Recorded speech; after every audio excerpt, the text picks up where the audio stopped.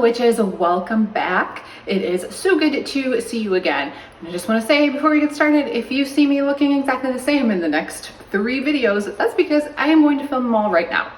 I have started this really bad habit where I have filmed a bunch of the stuff like over on my desk that I wanted to show you. We're going to get into that today. As you saw by the title, we're doing my travel witch kit. I already filmed that. Next week, going over like simplifying my life and my desk and stuff, and I already filmed that along with like a tarot spread that I wanted to show you. Already filmed some prosperity spells that I wanted to show you, but I just can't get over this hurdle of like sitting down and talking to the camera and doing sort of an introduction. I don't know why. So we're just going to knock out like all 3 of those today. So I'm going to look the same in the next 3-4 videos. And also I wanted to say, put my hair up. It was looking nicer before this. I did pre-record my video for today. The Witch of Lupin Hollow has been on the podcast before. I talked about her, and she does summits all the time where she has a bunch of witches come and speak about various topics, and it's always free to attend. So you can attend live, you can get replays, and there is live classes, there's pre-recorded classes. So I did one of the pre-recorded ones for her summit that's coming up in September. And I will have the link down below if you want to sign up for your free ticket. And it is specifically covering shadow work. And I did a 20-ish minute video on decluttering as a form of shadow work and how you can clear out your stuff while working through some shadows. So if you would like to see that, that is coming. But then I had to go chase my dog in the rain, so I had to put my hair up, and now here we are. I don't think any of that was important to today's topic. But today, specifically, going to talk about the travel witch kit. That might also, for you, be a travel altar. And I just decided that I needed one and decided to do my version of that. I think you see them a lot in Altoids tins that are much smaller. Mine's a bit of a bigger version. I think the versions that are in Altoids tins are really great and super helpful, and that is awesome if it's going to go in your purse or if you are traveling to another city, state with it. But for mine, I went a little bit bigger so I can include a couple more things and have, as you'll see, like a mirror to go along with it, because mine's just going to live in my car. I don't really travel. And I also don't fly. So there is that, but I thought that there has been just a couple of times where I have driven someplace and I was like, no, it would be really helpful to have this right now just for doing spell work on the go. And there's just certain spots in nature and things when I'm out that I'm like, oh, I could do something right now, but I don't have the supplies that I would like with me. It's absolutely not necessary. I have mentioned so many times before that you can do witchcraft wherever you are with absolutely no supplies. All you need is yourself and your own energy. So absolutely not necessary to have a kit with you. Just for me, there's been a couple of times where I've wanted it and I thought I have the space, so why not? So I'm just going to give you some ideas of things to include in there before we jump over into looking what mine looks like and what I decided to include. You really can make this your own. If you are going to travel, just be smart about that. Because there are certain items that are not going to be allowed in your carry-on. So sharp objects, for example. So just be aware of that. If you are going to be traveling by plane, that you want to be aware of that. You kind of want to know what is or is not allowed in the area that you're going to be traveling to.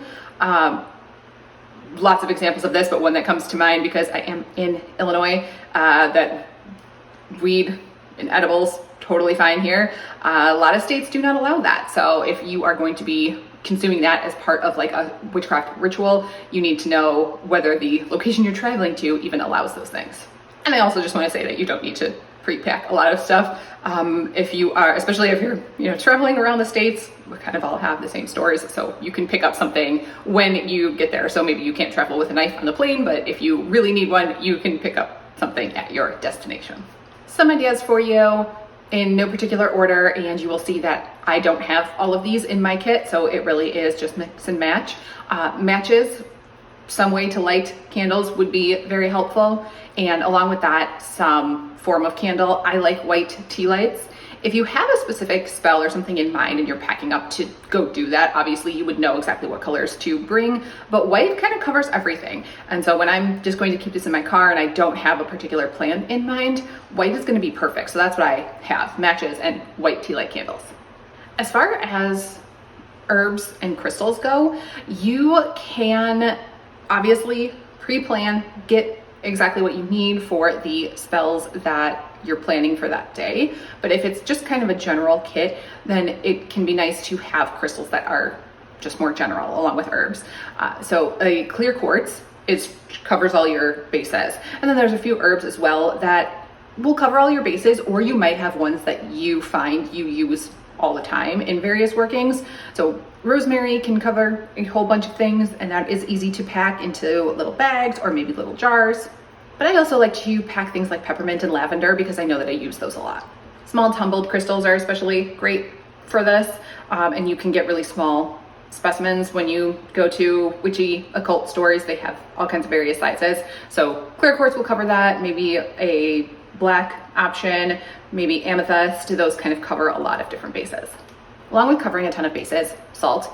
Salt is used in so many different things, used for cleansing. It can represent the earth element. If it's sea salt, it can represent water element as well. So if you don't have another water source, that would be perfect. If you want though, you absolutely can bring a little jar of water and include that. So you have earth covered, you have water covered. If you need air and fire, you've got the candles and the matches, bring those.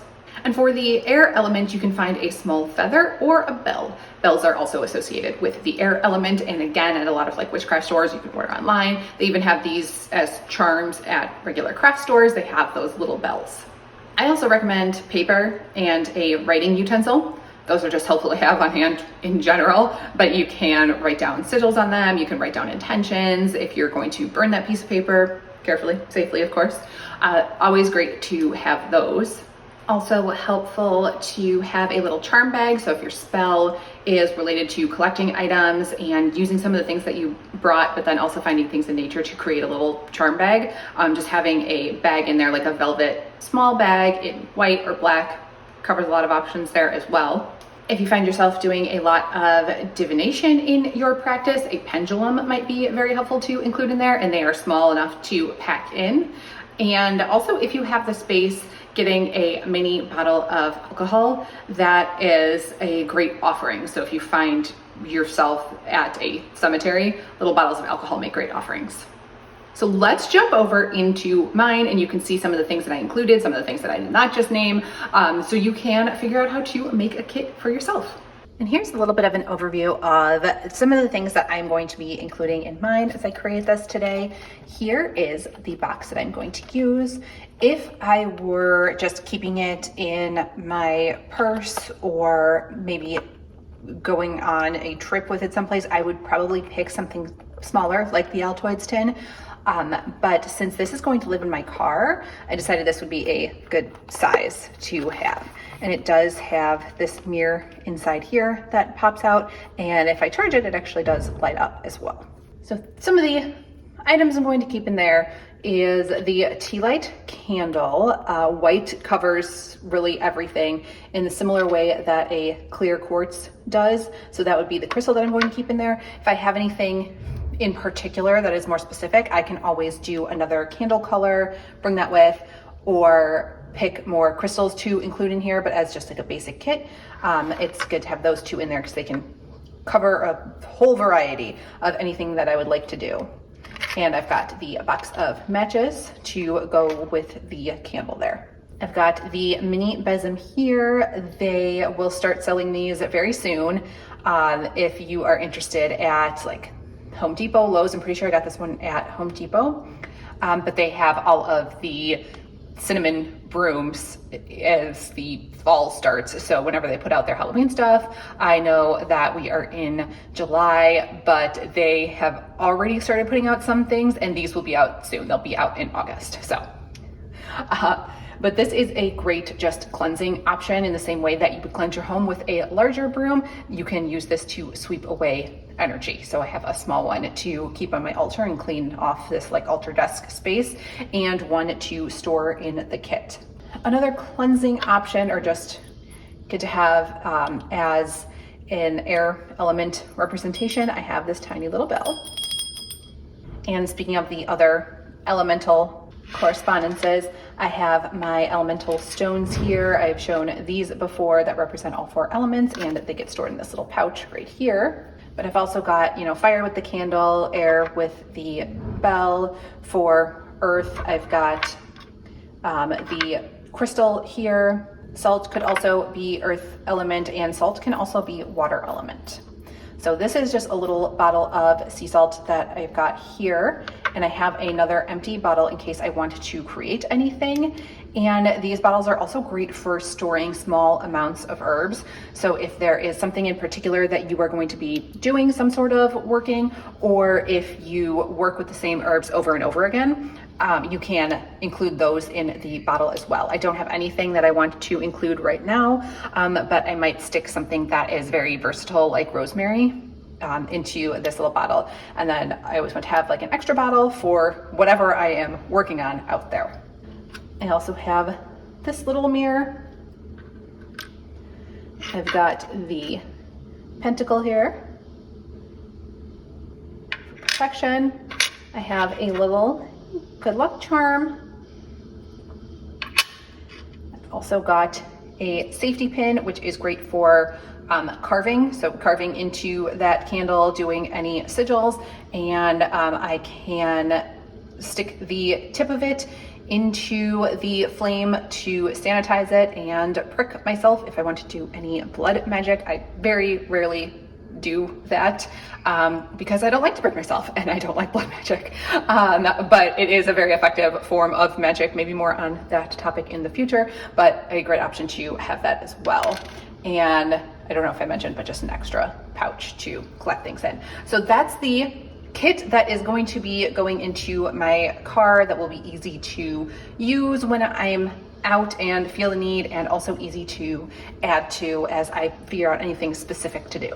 So here is everything all packed up, and I can't remember if I mentioned or not, also my pendulum will go in here. And there's my little kit. So I hope you enjoyed that look at it. Let me know in the comments if you have made your own witch kit, witch altar to travel with, and what you include in it. If there's anything that I didn't mention, definitely put that down in the comments. That's everything that I have for this video. I will see you in the next one.